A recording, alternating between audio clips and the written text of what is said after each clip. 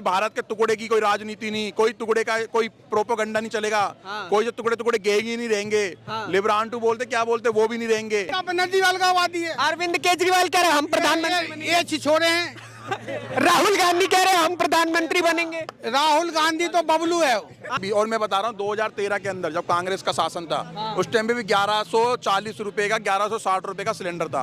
अगर 2013 से लेकर अगर 2023 में अगर इतने अगर पैसे बढ़े कहीं 1200-1300 रुपए सिलेंडर हुआ है तो मैं कह रहा हूँ महंगा नहीं है, ये केवल फ्री ऑफ फ्री है भाई साहब। इलेक्शन ही होना बंद हो जाएंगे क्योंकि ये भारत ना हिंदू राष्ट्र अखंड भारत होने वाला भी है। नमस्कार, मेरा नाम नीतीश ठाकुर है और एक बार फिर आप देखना शुरू कर चुके हैं हमें रक्षक, वही हमें रक्षक जो लगातार आपके हिस्से की खबर आप तक पहुंचाता रहता है, पब्लिक ओपिनियन पहुंचाता रहता है। लेकिन देखिए, कल तक 2022 था, आज 2023 आ गए, कल फिर 2024 आ जाएगा।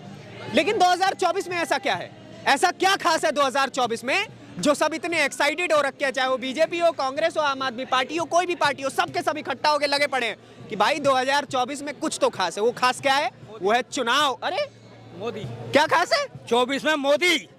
आप बताइए। भाई साहब मैं तो कह रहा हूँ 24 के बाद इस देश के अंदर, इस भारत देश के अंदर इलेक्शन ही होना बंद हो जाएंगे क्योंकि ये भारत ना हिंदू राष्ट्र अखंड भारत होने वाला भी है। अच्छा, हाँ जी। तो क्या राजा वाला सिस्टम दोबारा से आएगा क्या? रामराज आएगा। रामराज के टाइम पे ना कोई इलेक्शन कोई बोर्ड कुछ नहीं होता था, रामराज था केवल। रामराज सत्यराज आएगा, कोई झूठ नहीं, कोई फिरेब नहीं, तो कोई मतलब नेपोटिज्म वाला सिस्टम हो जाएगा। बिल्कुल, कोई भारत के टुकड़े की कोई राजनीति नहीं, कोई टुकड़े का कोई प्रोपोगंडा नहीं चलेगा।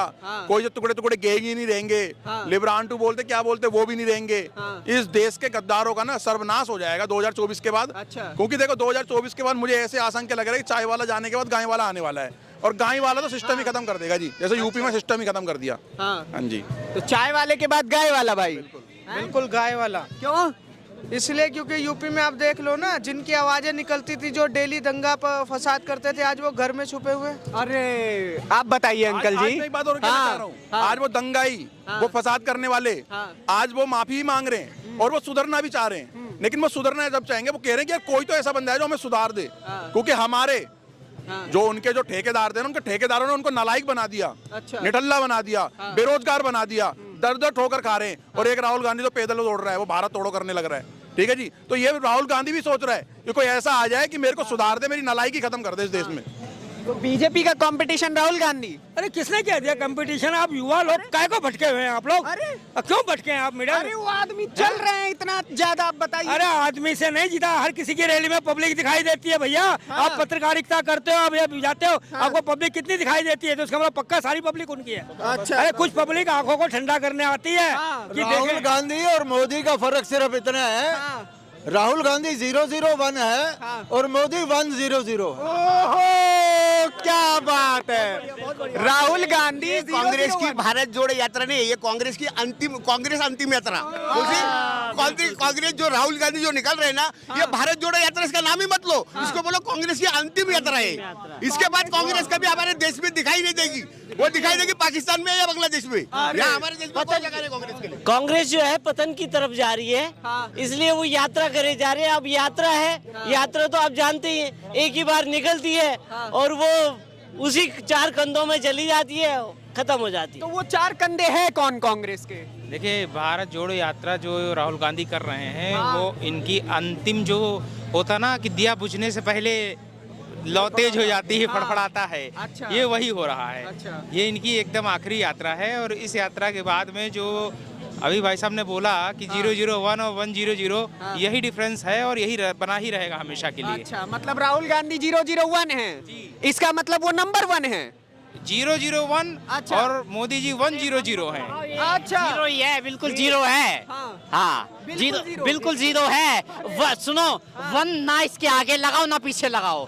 1 के तो लायक ये है ही नहीं, पहली बात तो। युवा की राय लेनी जरूरी है।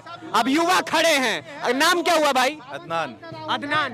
तो अदनान भाई 2024 में कौन आ रहा है? जो है हमें समझे नहीं, मतलब हम जी रहे हैं, हमें जीना है। हम जीने दो। मोदी आएगा और कौन आएगा? पक्का है? पक्का। किसने कहा? हम बता रहे हैं ना आपको। अच्छा, नहीं आम पब्लिक की राय है। मैं बता दूं, मैं ऑटो ड्राइवर हूँ। रोड पे घूमता रहता हूँ, देखता रहता हूँ, सबको मन टोलता रहता हूँ, बातचीत करता रहता हूँ। अच्छा, बताते रहते हैं। मतलब अंकल जी अपने आप में एक पॉलिटिकल एनालिस्ट है भाई।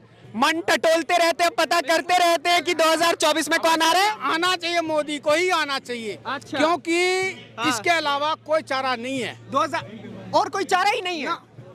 ये क्या नीतीश कुमार को ला रहे हो क्या? तो वो तो ये तो अलगाववादी है। ममता बनर्जी कह रही है हम प्रधानमंत्री बनेंगे। ममता बनर्जी अलगाववादी है। अरविंद केजरीवाल कह रहे हैं हम प्रधानमंत्री बनेंगे। ये छिछोरे हैं। राहुल गांधी कह रहे हैं हम प्रधानमंत्री बनेंगे। राहुल गांधी तो बबलू है। अच्छा, राहुल गांधी बबलू है। अच्छा, और बोलो। अरे बाप रे, अब तो पार्टी भी खत्म हो गई। गिन चुन के अच्छा एक बात बताइए, लगातार किसी एक पार्टी का राज थोड़ी रहना चाहिए। नहीं, अच्छा काम करो तो रहना चाहिए। हाँ।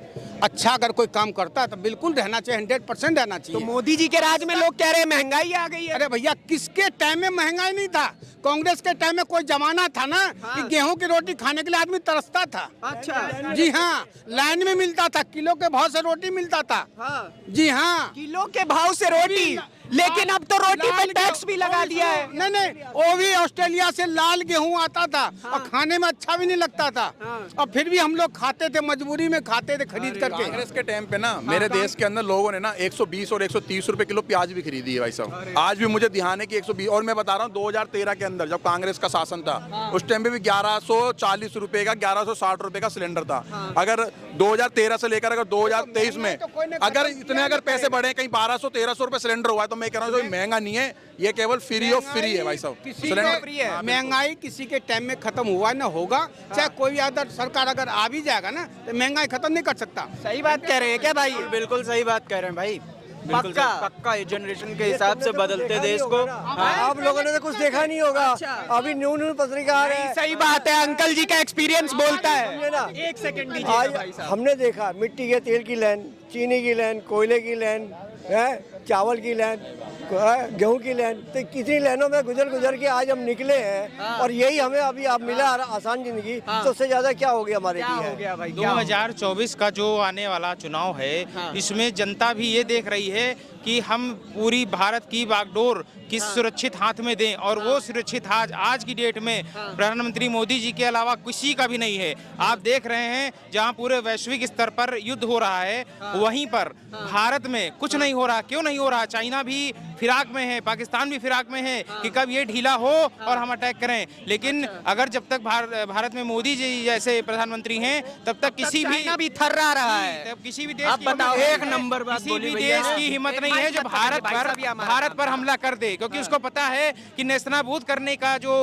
एक आदमी का वो है, वो केवल मोदी जी का ही है। मोदी जी का है। मोदी जी या राहुल गांधी या कोई और कौन चेहरा होगा? मोदी जी को सिर्फ एक ही मामले में सपोर्ट करता हूं, और वो है डिजिटल इंडिया का जो सपना है इंडिया के लिए, उन्होंने इसको कर दिखाया है। अरे वाह। अभी मैं जिस प्रोजेक्ट पे काम मैक्सिमम अभी डिजिटल मीडिया का जो अभी इस्तेमाल हो रहा है वो भारत के लिए बहुत अच्छा चीज है। बाकी इन्होंने कर्ज में तो डुबा दिया है, वो इसका बैक साइड है। कर्ज में डुबा दिया है भाई किसने? मोदी जी ने। वो इन्होंने बहुत बेटर काम किया। मोदी जी ने कर्ज में डुबाया है ना। बिल्कुल सर, अर्थव्यवस्था का तो सत्यानाश। अर्थव्यवस्था का सत्यानाश। नहीं 6 पॉइंट में पहुंच रही है। आप सुनिए 6 पॉइंट में हमारी डिजिटल पहुंच रही है ऊपर। बाकी आपको क्या चाहिए? 5वें नंबर 1 लिस्ट में आ चुका है भाई साहब, और आपको क्या चाहिए? और अगर इस तरीके से आप बोल रहे हैं कि कर्ज में आ गया है, अगर देश बचाने पे, अगर देश कर्जे पे आ सकता है ना, तो कोई दिक्कत नहीं। लेकिन उनके लिए भी बोलो, मेरी बात सुनो, उनके लिए भी बोलो जिन्होंने भाई साहब उसकी बात करें, मोदी जी ने कर्जा कितना खत्म करा, आपको वो जानकारी भी होनी चाहिए। इस देश को ना, इस देश का ना, ये डाटा कहां से लाए हो आपके? जो डाटा बताइए। डिजिटल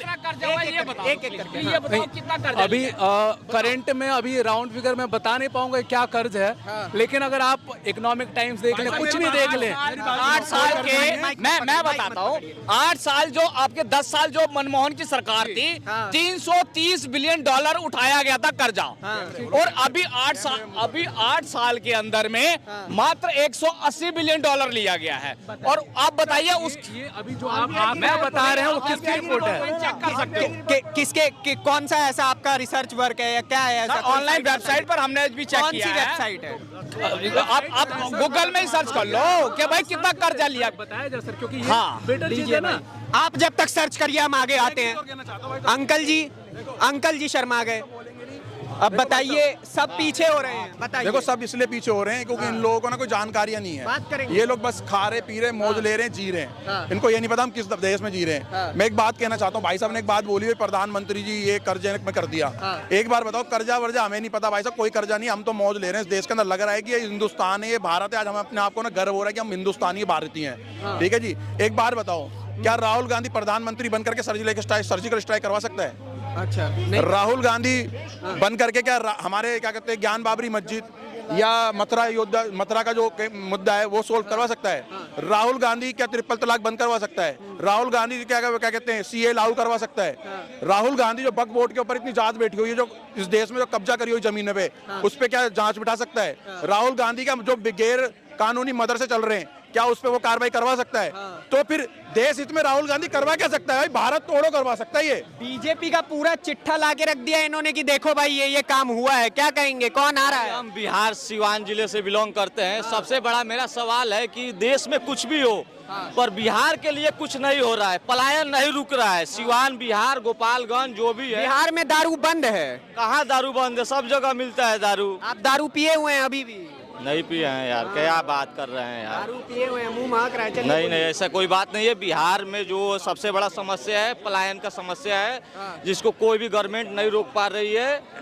जो तो बीजेपी कह रही है कि हमें ला दो बिहार में, हम पलायन रोक देंगे। बीजेपी भी गवर्नमेंट में थी, कुछ नहीं कर पा रही है। बस शाहनवाज हुसैन जी जब थे मिनिस्टर तो पेप्सिको को लाए थे बरौनी में, उसके बाद तो कोई यहाँ पर इंडस्ट्रीज बिहार में नहीं आ रहा है। सबसे बड़ा मुद्दा है बिहार का पलायन, कोई नहीं रोक पा रहा है। जातिवाद पे जब वोट देंगे, धन के नाम पे वोट देंगे, तो पलायन भाई हम लोग को जिंदगी भर पलायन, हम पलायन, हमारे बाप दादा पलायन किए, हम पलायन कर आज दिल्ली में यहाँ राजीव चौक पे बिलोंग कर रहे हैं। हमारे आने वाले फ्यूचर, हमारे लड़के भी पलायन करेंगे। यही स्थिति है बिहार की, कुछ डेवलपमेंट नहीं हो रहा है भाई। अच्छा, बिहार की स्थिति तो आपने पूरी खोल के रख दी भाई। देश में बताइए 2024 में कौन आ रहा है? देश में तो भाई जिस प्रकार हवा है तो मोदी जी का लहर है, प्रचंड बहुमत से आ रहे हैं। हिंदुत्व का फिगर है, राम मंदिर का जो निर्माण मंदिर हो रहा है 15 जनवरी 2024 को। हर कोई काम को लेके बिल्कुल तैयार है और 2024 में मोदी सरकार है। ऐसा हम नहीं, ऐसा आम जनता का कहना है। बाकी आपको हमारे चैनल को देखते रहना है। मिलते हैं अगली वीडियो में, दीजिए इजाजत, धन्यवाद, नमस्कार।